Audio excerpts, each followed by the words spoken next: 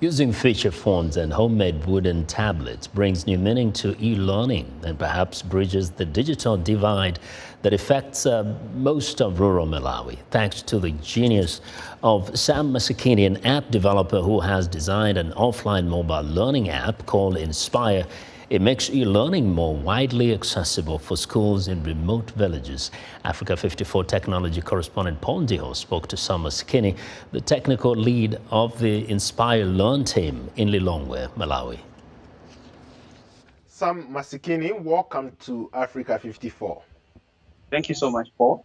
A lot of your friends, a lot of people talk about you as somebody who is on the verge of becoming the next Bill Gates in Malawi. You've literally come up with your own way of helping young people. You are doing some amazing things on the ground. Let's start there. Thank you so much, Paul. I mean, it's quite humbling to hear to hear those remarks. But main specifically, my main inspiration is trying to help fellow youth in some of the most pressing challenges that we face on a national level.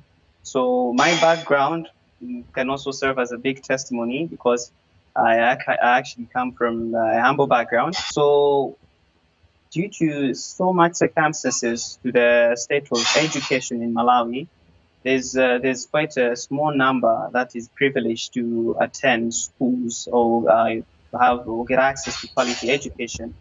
So we've had two technologies that we're currently also working on. When I say we, I simply mean me and my small team. And we're working on providing access to reading resources, learning resources on feature phones. So these are basic mobile phones.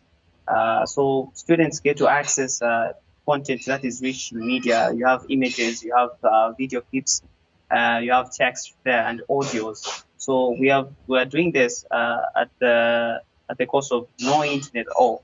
So you find out that even students in rural areas of the nation are able to be included in such an initiative. You said earlier that you use feature phones to do what you do. How about the cost of those phones? How are they able to afford some of those phones? They might not be as expensive as smartphones, but they're still expensive for ordinary people. That's very true.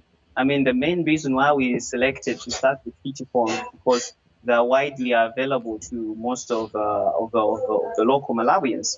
But then you find out that there'll still be a certain group of people that cannot fit in the margin that you were projecting. So for such particular people, we have another different device that we think might be of use. We're making tablet computers that can be used by 3 or 4 people at a time, so that they do not get the burden of having each one, getting the cost of trying to make use of that same thing. Did I hear you correctly? You said that you are making tablets? We are making tablet computers. So we're basically using IoT. I don't know if this is too technical, but it's basically us assembling a few parts, and then forming up something, and then properly packaging it with some content. So we started with making them out of wood. We are now moving to trying to recycle plastic and make them out of plastic. And one of the best features about them is they're solar powered. So you'd find about 3 or 4 being powered with one small sized panel. So this one is to actually address to a bit of a larger number of students rather than having one basic phone. We'd have a digital literacy lab in a village that does not have a facility to safely secure desktop computers or even the capacity to power and sustain themselves for any digital literacy program that they may be having. Speaking about those tablets, do you program them in your local languages or it's all like one size fits all, English? Our main goal is to actually encompass or actually also embrace our own heritage itself. So for us, we actually saw it, best fitting to include that aspect of our local languages in some of the programs. But you see, most of that is falling to the part where we have to work with teachers to produce the content, the learning materials together.